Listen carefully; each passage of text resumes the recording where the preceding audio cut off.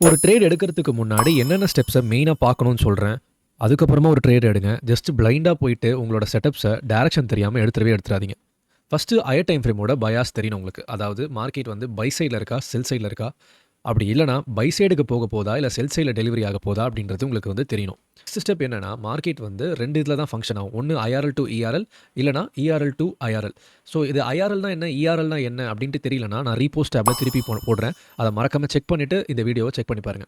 So once அத find பண்ணதுக்கு அப்புறமா நம்ம நெக்ஸ்ட் என்ன பண்ண போறோம்னா, ஒரு மேனிபுலேஷன் நடக்குதா லோவர் டைம் ஃப்ரேம்ல அப்படின்ட்டு பார்க்க போறோம்.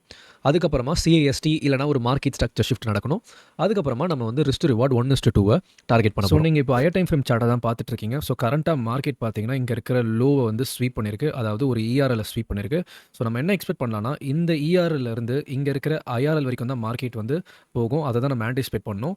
லோவர் டைம் ஃப்ரேம்ல ஸ்டாப் லாஸ் ஹண்ட் நடந்ததுக்கு அப்புறமா நம்ம இங்க இருக்கிற ஐஆர்எல் வரைக்கும் டார்கெட் பண்ணலாம். ஸோ இங்க பார்த்தீங்கன்னா, மார்க்கெட்ல இங்க ஒரு மேனிபுலேஷன் நடந்திருக்கு. ஒரு ஸ்டாப் லாஸ் ஹண்ட் அதுக்கப்புறமா இங்க சிஐஎஸ்டியும் நடந்திருக்கு. மார்க்கெட் ஸ்ட்ரக்சர் ஷிஃப்ட்டும் நடந்திருக்கு. நீங்க இங்க இருக்கிற ஃபேர் வேல்யூ கேப்ல என்டர் ஆயிட்டு நீங்க ஐஆர்எல் வரைக்கும் டார்கெட் பண்ணலாம். ஸோ டைம் ஃப்ரேம் அலைன் பண்ணி இன்னும் பயாஸ வந்து எப்படி ஃபைண்ட் பண்றது அப்படின்ட்டு வந்து நான் வீடியோ போடுறேன். மறக்காம நம்மளோட பேஜ ஃபாலோ பண்ணிட்டு அண்ட் ஆல்சோ நம்மளோட யூடியூப் சேனலையும் சப்ஸ்கிரைப் பண்ணி வச்சுக்கோங்க. லிங்க் வந்து பயோல இருக்கு.